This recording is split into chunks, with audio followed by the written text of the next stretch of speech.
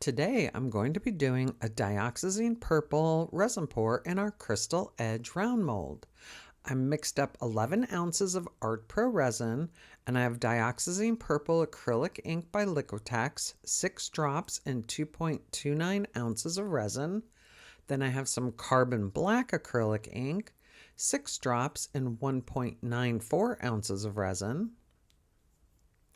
Then I'm using 3 tiny scoops of Meyspring Purple Amethyst Mica and 1.59 ounces of resin.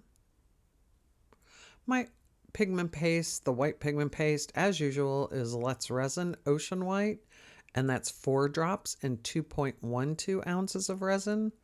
And then I'm using the Dioxazine Purple again as the push. It was 3 drops and 2.50 ounces. And there's some iridescent glass beads and crushed glass for the center. I've been pouring earlier about 30 to 31 degrees Celsius, and it seems to be helping these designs. I'm also keeping it very color on color and using this carbon black. I think that's what's helping me get these consistent results. And you take the Dioxazine Purple, which looks kind of blue there, and put it to the bottom. And then you just swirl the black on top, inside to out, outside to in. Again, I go in different directions because I tend to get heavy pouring this way because I'm very impatient pouring.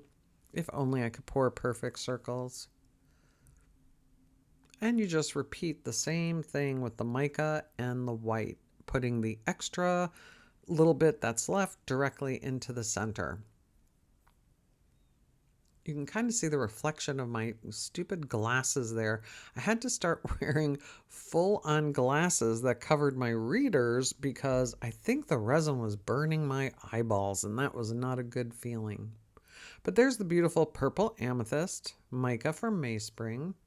Just swirling it in the random directions, counterclockwise, clockwise, and pouring a little bit of excess to the center. This mold is just giving me such beautiful, consistent results with this pour. I think I'm going to do it with every color of acrylic ink I have. Maybe I'll do yellow next. I keep putting off yellow, but I think it might look good with the black. It might give some great separation to it. And there I've got the white.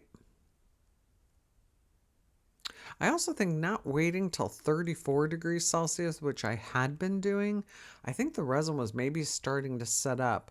I've got some new resin in from Artline that I can't wait to try. I have their honey and their extra honey and their low viscosity resin that they were nice enough to send me, and I'm going to be trying that out this next week in some pours. I'll probably repeat this pour, not the exact color, but see what kind of result I get using their honey resin for that. Tending to get a little heavy with the white there, and then just pouring the rest of the center.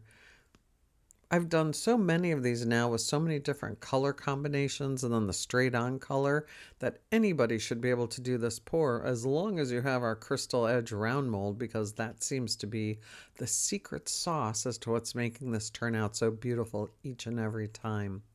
And there I'm just putting the glass and the iridescent beads into the center, giving a little blast with the torch, and then waiting for the magic to happen. It's funny how that purple color looked blue, but now it's more purple looking because the mica was added to it.